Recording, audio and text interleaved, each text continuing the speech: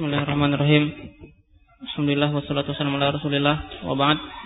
Faqala al-Imam Musa bin Ahmad al-Hajawi rahimahullahu taala babu furudil wudu wa sifatihi. Furuduhu sittah. Ghuslul wajhi wal fami wal anfi minhu. Ghuslul wajhi wal fam wal anfu minhu. Wa ghuslul yadaini wa mashur ra'si wa minhu al-udunan. Wa ghuslur rijlaini wat tartibu wal muwalah. Wahia alla yu'akhkharu ghuslu adwin alla yu'akhkhara ghuslu adwin hatta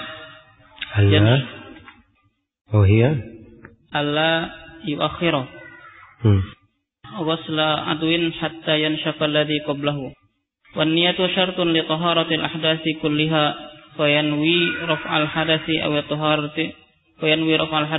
taharata lima la yubahu illa biha fa inna wa ma tusannu lahu at-taharah ka qira'atin aw tajdidan masnunan nasiyan hadatsahu irtafa wa inna wa ghuslan masnunan ajza'a an wajib wa kada aksuhu wa in jama'at ahdatsun tujibu wudu'an aw ghuslan fanawa bi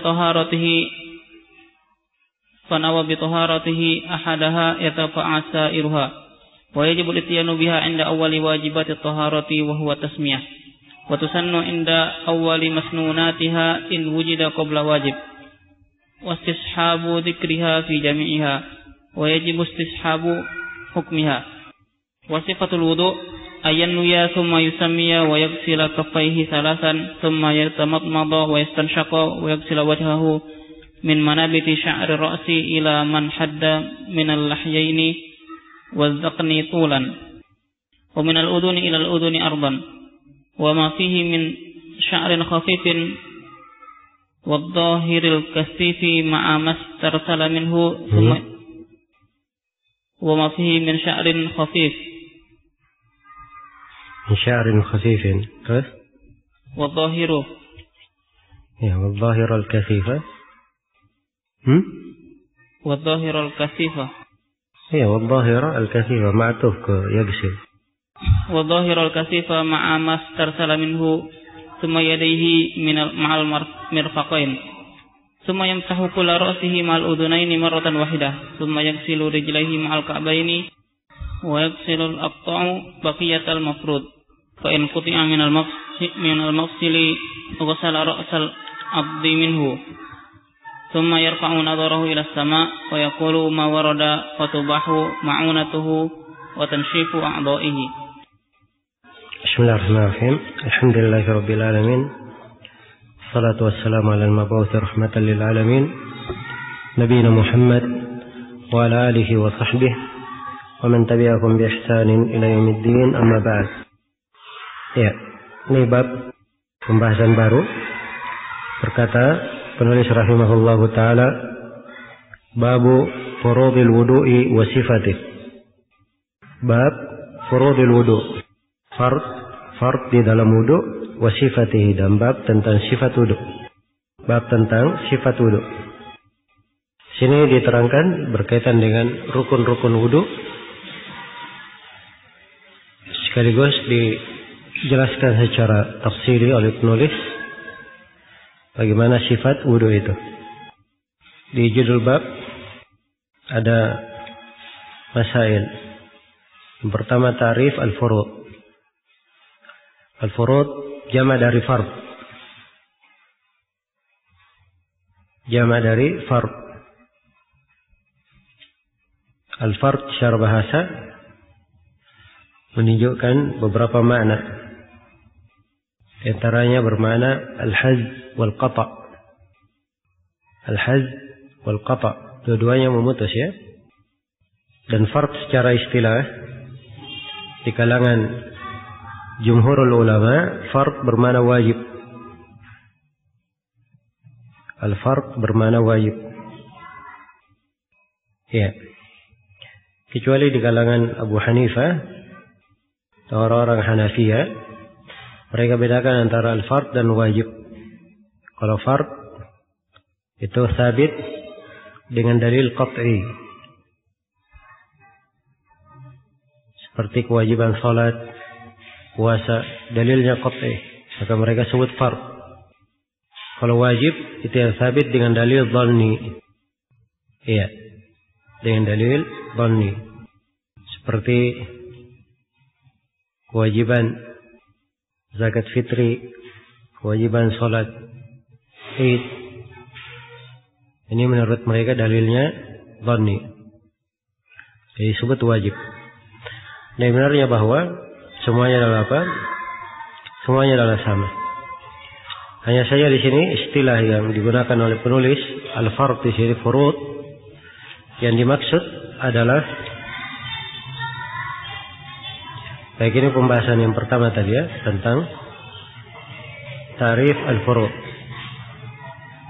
Pembahasan yang kedua, apa yang dimaksud oleh penulis di sini dengan furudul wudu?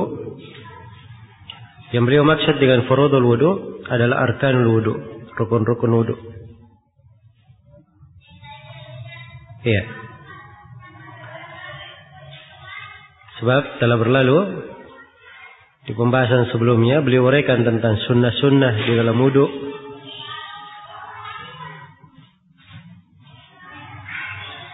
Dan juga telah berlalu pembahasan tentang sebagian hal yang wajib di dalam wudu.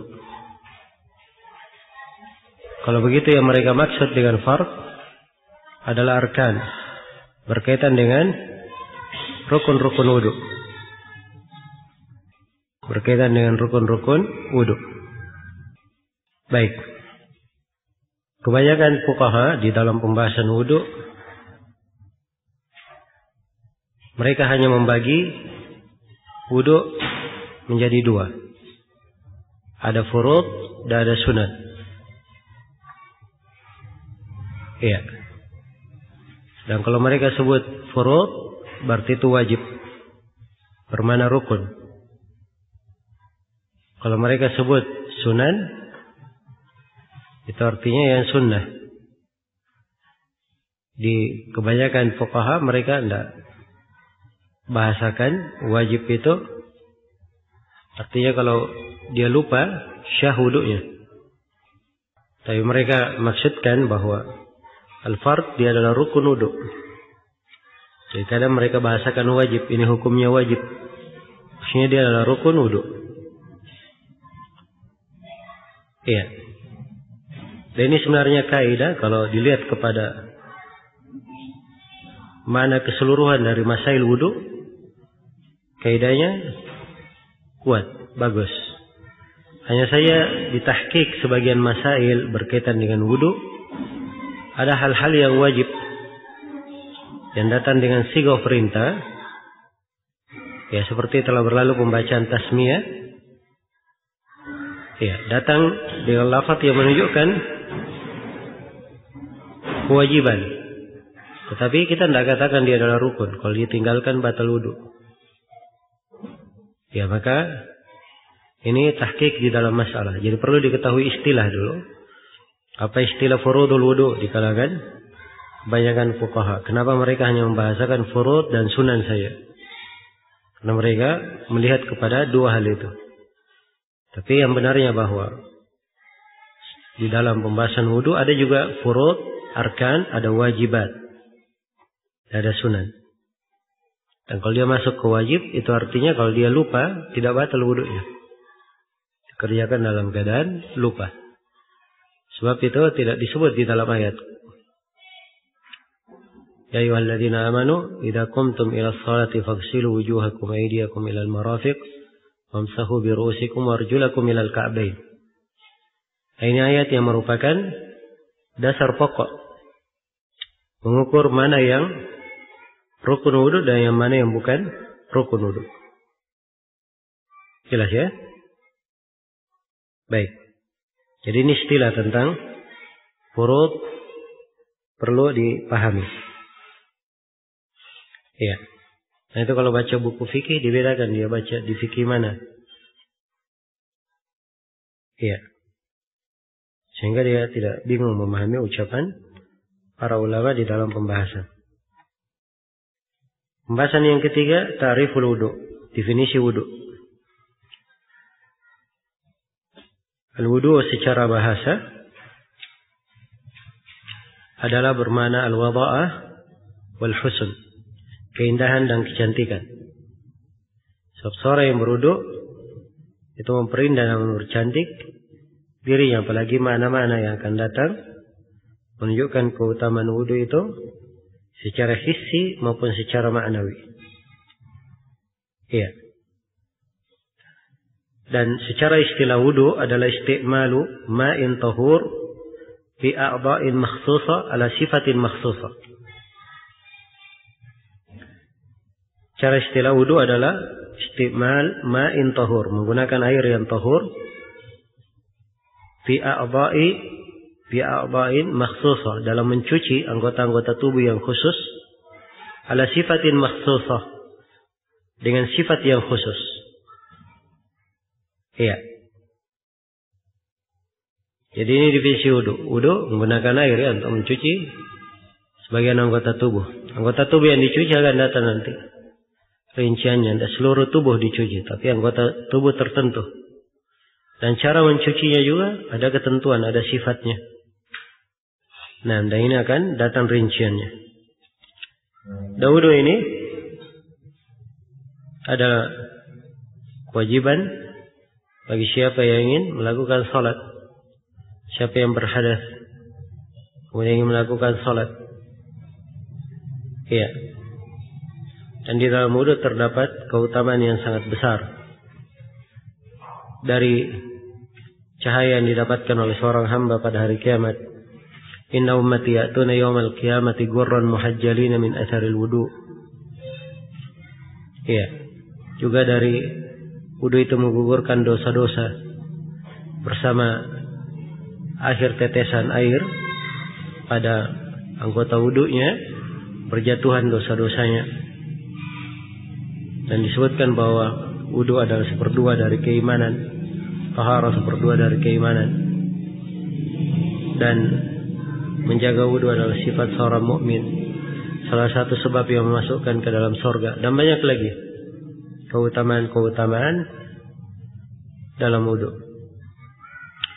Wudu ini diwajibkan di Mekah sebelum hijrah. Iya. Kewajibannya bersama dengan kewajiban salat. Jadi ketika salat diwajibkan 2 rakaat di Mekah, diwajibkan bersamanya wudu.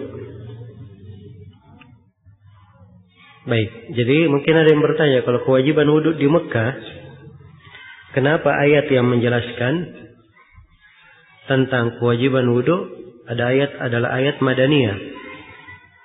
Ayatnya di surah Al-Maidah, dan itu adalah ayat Madaniyah. Iya.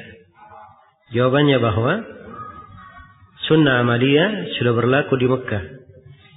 Tapi ayat datang dan turun di Madinah mentakkid apa yang sudah berjalan di Mekah. Dan ini tidak bertentangan. Baik.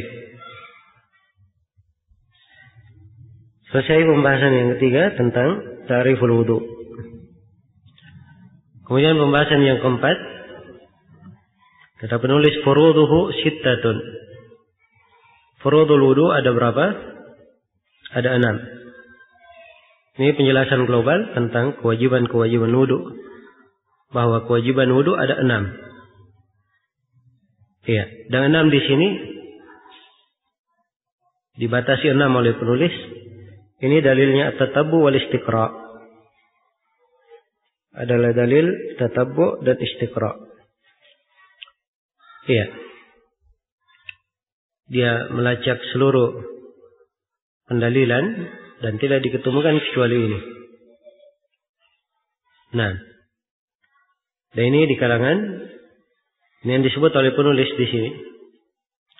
Sebagian ulama yang lain ada yang menghitung 5, ada yang menghitung 7, ada yang kurang dari 6, ada yang lebih dari 6. Yang menjadi patokan di dalam hal ini adalah dalil. Iya. Jadi di mana furuduhu sittah. Ini pembahasan yang keempat. Pembahasan yang kelima, kita tafsir satu persatu dari al-furud.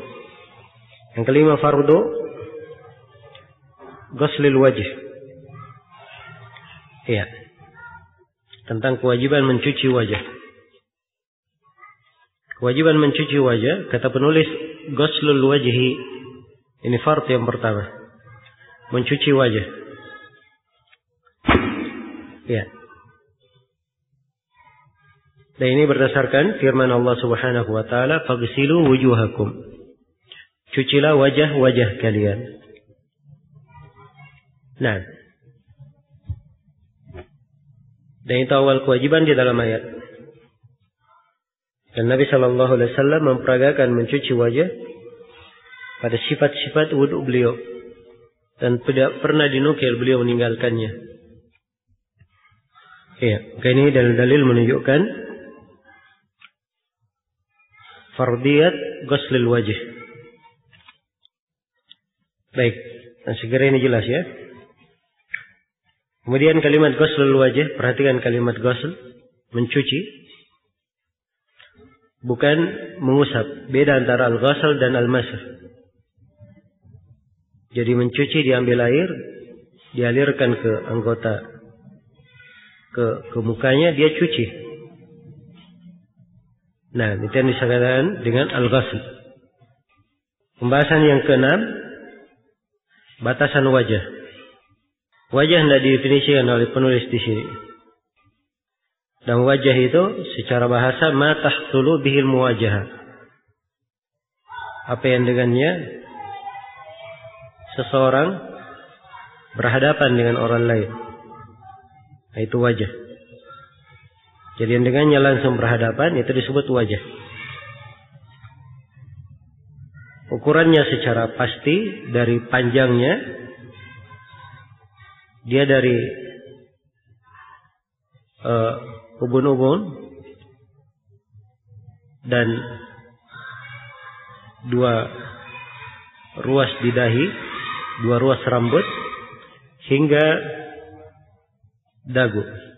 Jadi ubun-ubun, kemudian ada 2 ruas di sini, turun ke bawah sampai dagu, itu panjangnya. Lebarnya dari telinga kanan ke telinga kiri. Dan maksud dengan telinga adalah cupingnya, yang tonjolan kecil, daging kecil, sebelum masuk lubang telinga, itu cuping. Dari kanan ke kiri kanan sama saya. Iya. Dan dimaksud dengan ubun-ubun dan 2 ruas dahi, maksudnya adalah ukuran kebanyakan orang. Ukuran kebanyakan orang. Sebab ada sebagian orang ubun-ubunnya terlalu ke depan, mendekati dahinya.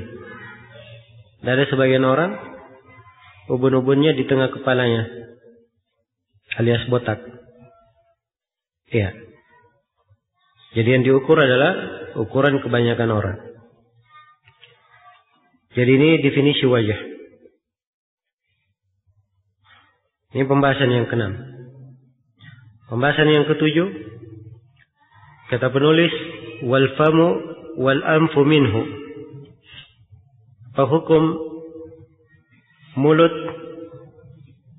dan hidung.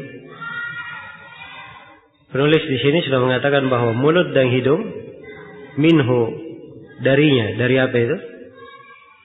Dari wajah. Jadi menurut penulis bahwa mulut dan hidung hukumnya adalah wajib. Sama dengan wajah. Karena wajah itu wajib, berarti mulut dan hidung juga hukumnya apa? Hukumnya wajib. Iya. Kenapa dikatakan bagian dari wajah? Mereka mengatakan bahwa karena dia masuk di dalam wilayah wajah. Iya.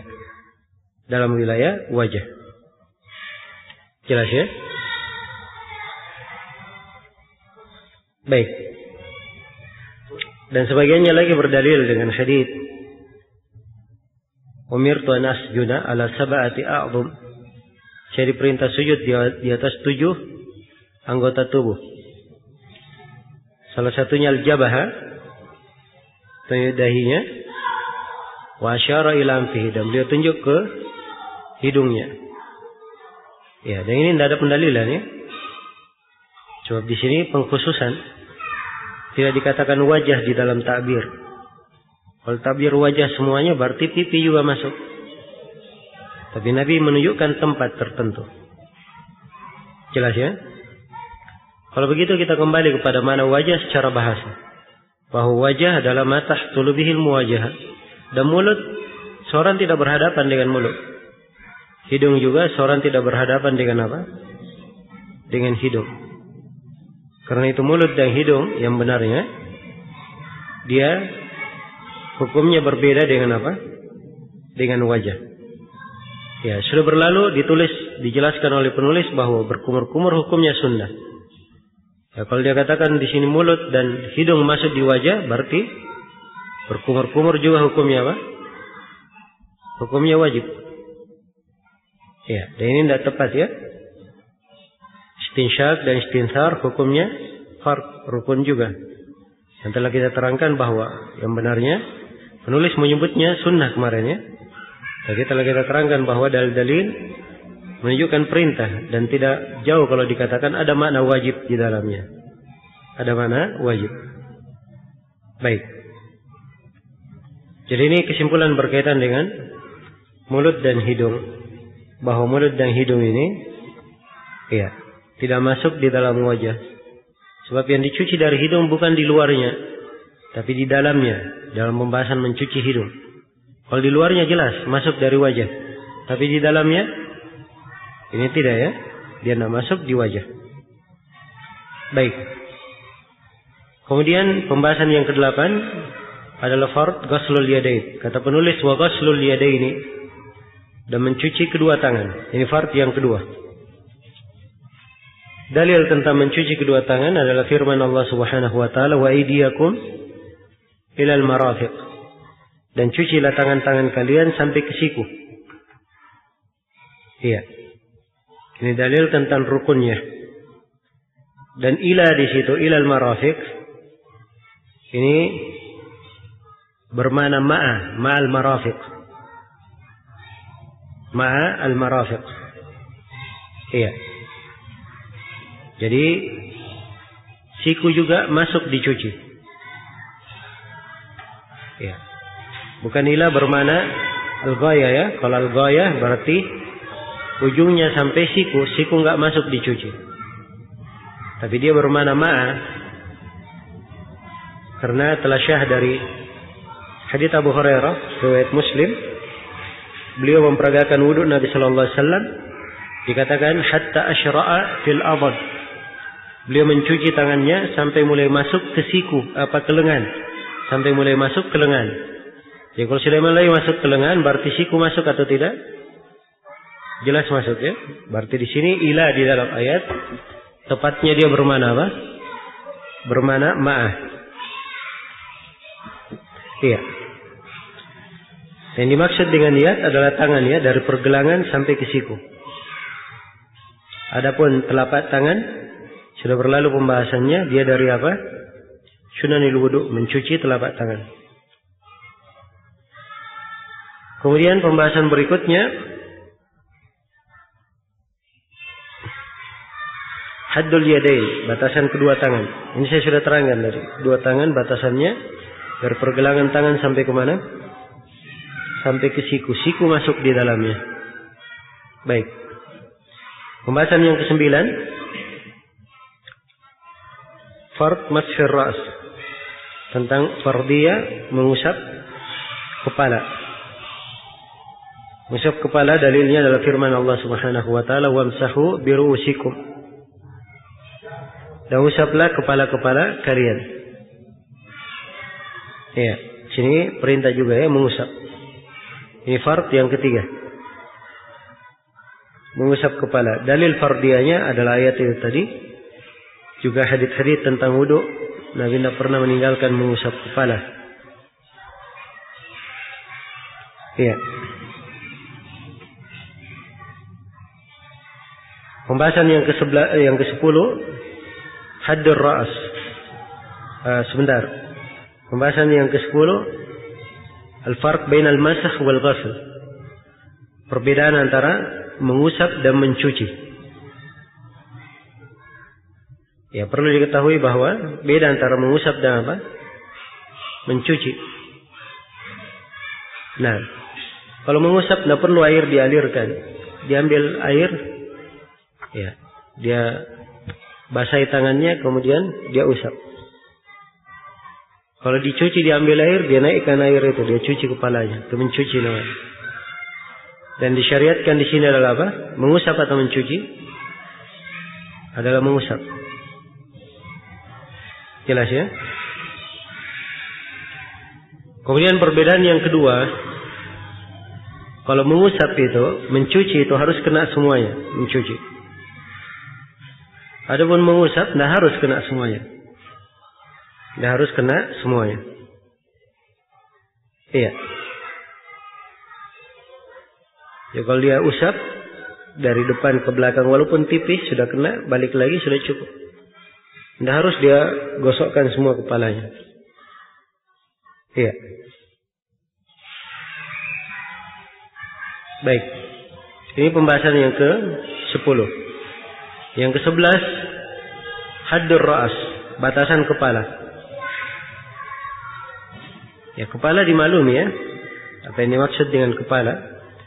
Cuma yang diusap itu dari mana sampai mana? Ya, pakai depan kepala saja, sepertiga, seluruhnya. Ini letak silam pendapat di kalangan ulama.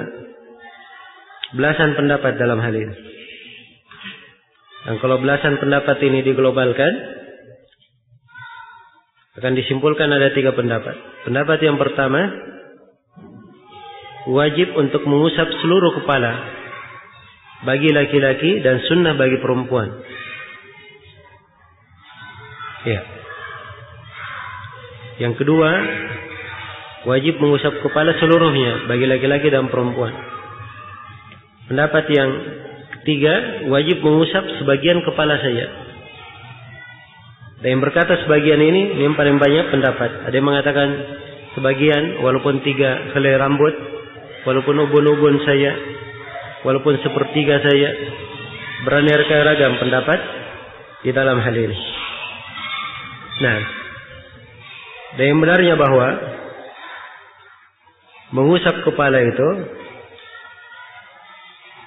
masuk di dalam kata mengusap. Dan mengusap la yaqtadi al-isti'ab, tidak harus bermakna seluruhnya kena.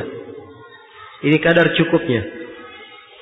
Tapi kalau kadar wajibnya telah datang di dalam hadis, Nabi memperagakan wudu, beliau usap dari ubun-ubunnya ke belakang, dari belakang balik lagi ke depan. Dan ini tidak pernah ditinggalkan oleh Rasulullah sallallahu alaihi wasallam. Iya. Kalau begitu, kalau dia mengambil secara ikhtiyat bahwa mengusap kepala harus seluruhnya, ini adalah hal yang paling bagus. Ya.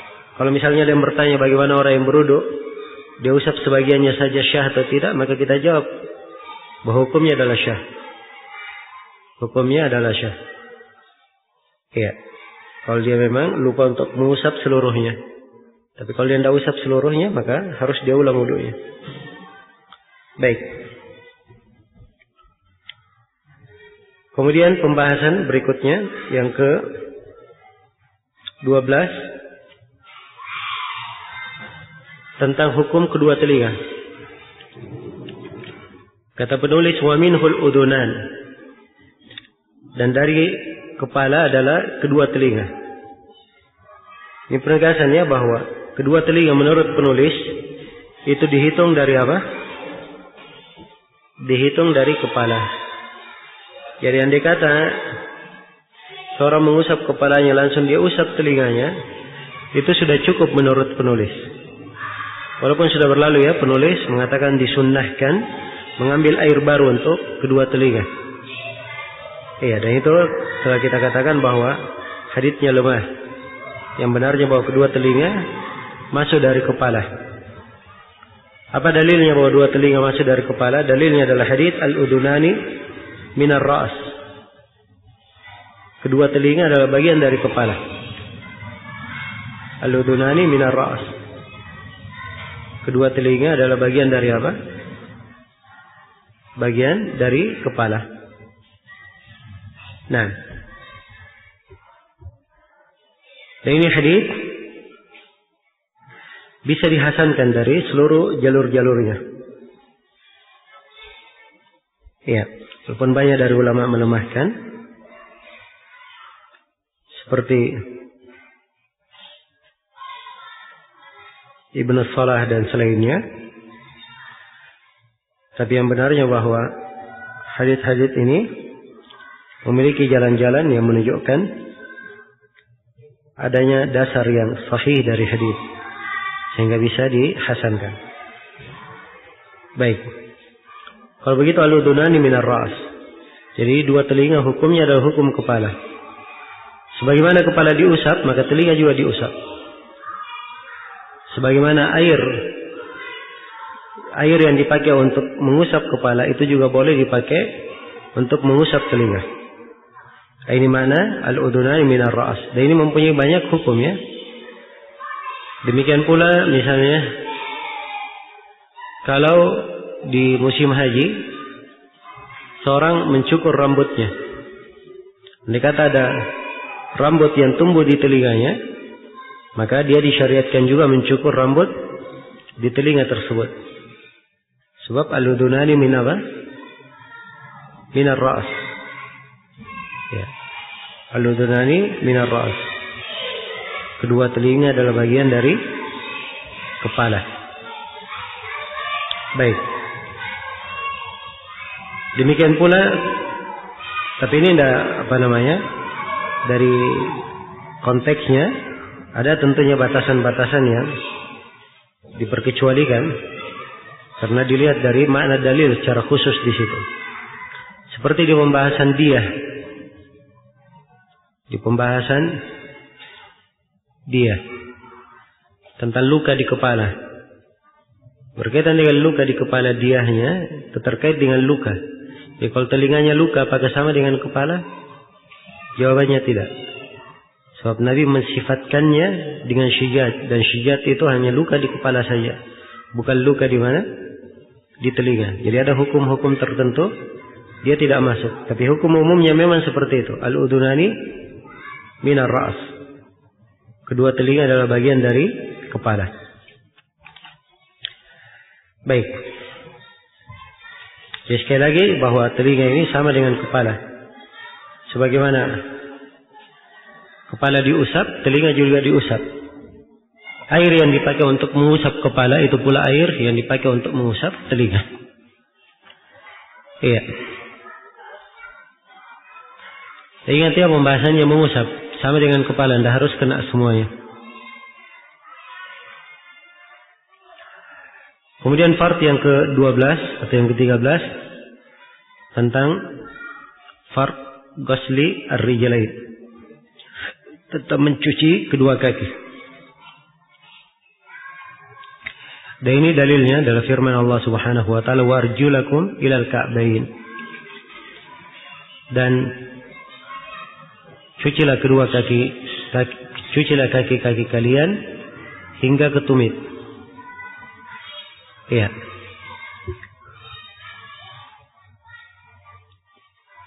Baik. Ayat ini menunjukkan al-fard. Ya, sebab kaidahnya ayat Al-Maidah ya, terdapat di dalamnya furu'. Dan hadits-hadits Rasulullah mustafid menunjukkan hal ini. Iya. Dan ini bantahan terhadap kelompok Syiah Rafidhah yang mereka tidak mencuci kaki, mereka hanya mengusap kakinya saja. Mereka hanya mengusap kakinya saja. Dan mereka berdalilkan dengan ayat di salah satu qiraah. Wamsahu bi ru'usikum wa arjulikum.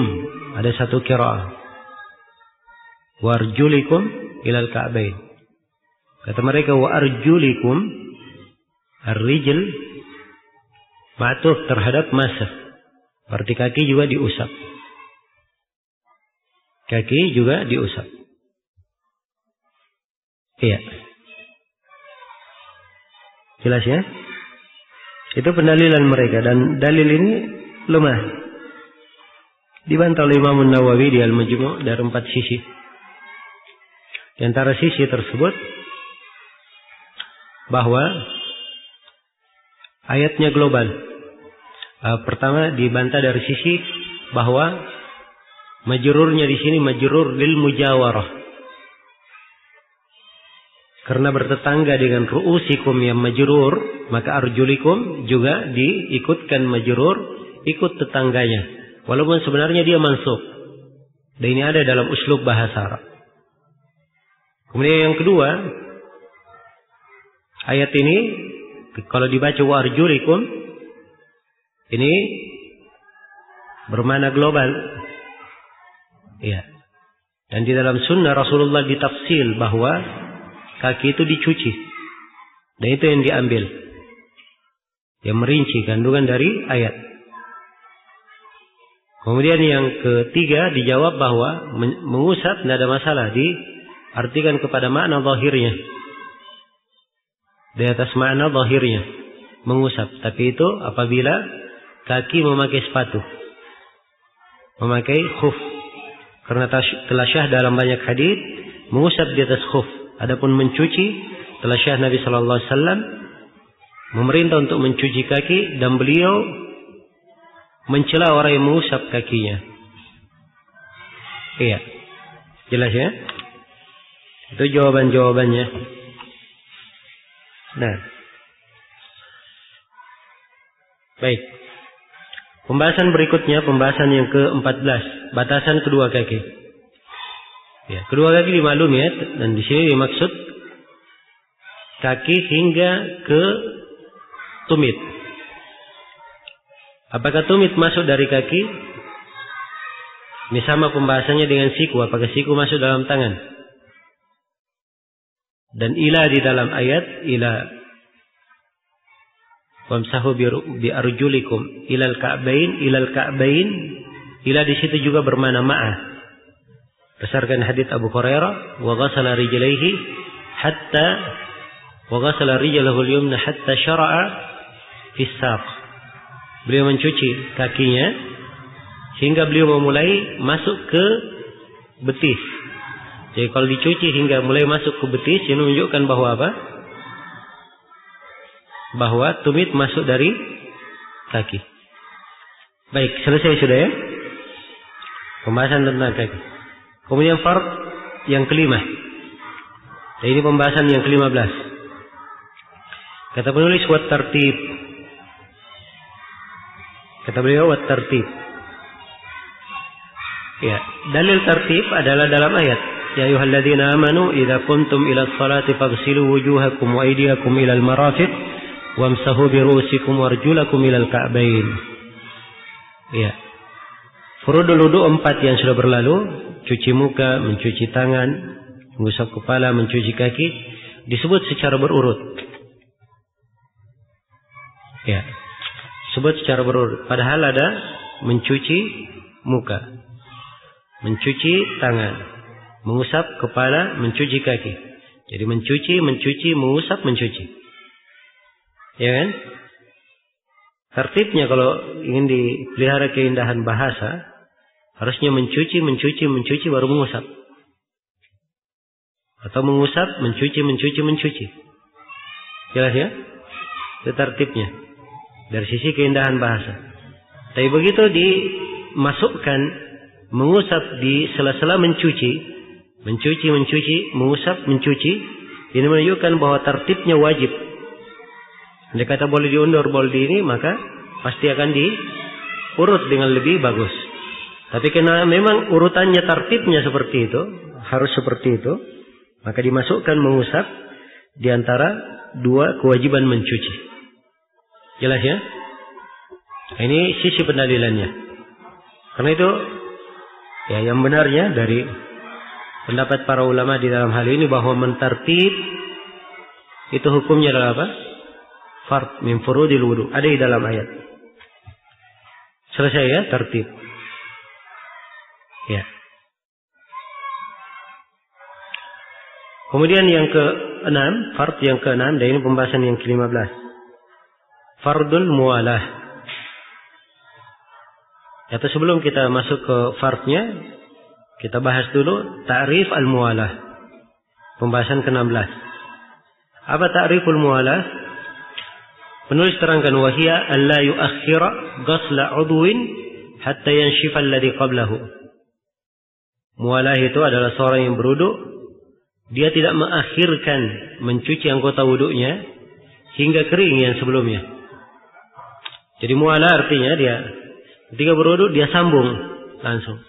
Dia cuci telapak tangannya, belum lagi telapak tangan kering, langsung berkumur-kumur menghirup air.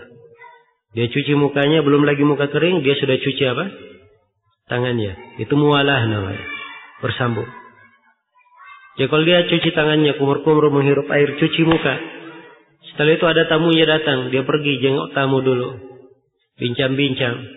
Sudah 1 jam kering sudah semua. Kata wudunya dia pergi wuduk lagi, dia sambung langsung mencuci tangan. Nah, ini namanya tidak muwalah. Tidak muwalah. Jelas ya? Jadi muwalah itu adalah mencuci anggota wudu secara bersambung, di mana jangan sampai anggota wudu sebelumnya kering, sebelum mencuci setelahnya. Itu yang disebut muwalah. Baik, apa hukum muwalah? Penulis di sini membahasnya sebagai rukun. Dari rukun wudu. Beliau bahas sebagai rukun dari apa? Dari rukun wudu. Ya. Dan mereka ambil dari ketentuan ayat. Wa. Asal ataf itu adalah menunjukkan kebersamaan. Iya. Baik. Dan juga telah datang di dalam hadits-hadits Rasulullah, kebanyakan wudu beliau bersambung. Hanya saja ini silam pendapat di kalangan ulama. Sebagian ulama ada yang membolehkan tidak bersambung. Ya, mereka berdalilkan dengan beberapa asar seperti dari Ibnu Umar, beliau berwudu, beliau belum usap kakinya pakai sepatu. Di pasar wudunya, begitu mau masuk masjid baru dia usap kakinya. Ini tidak muwalah namanya. Tidak ada dalil-dalil lain.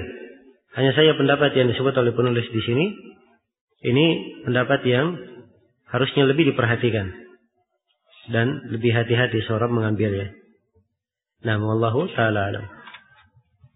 Baik, selesai sudah tentang al-muwalah.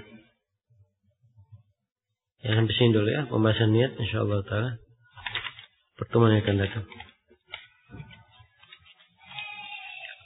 Ya, tersimpul dari sini ada 6 fard dari furudul wudu. Ghuslul wajh. Yang pertama, yang kedua apa?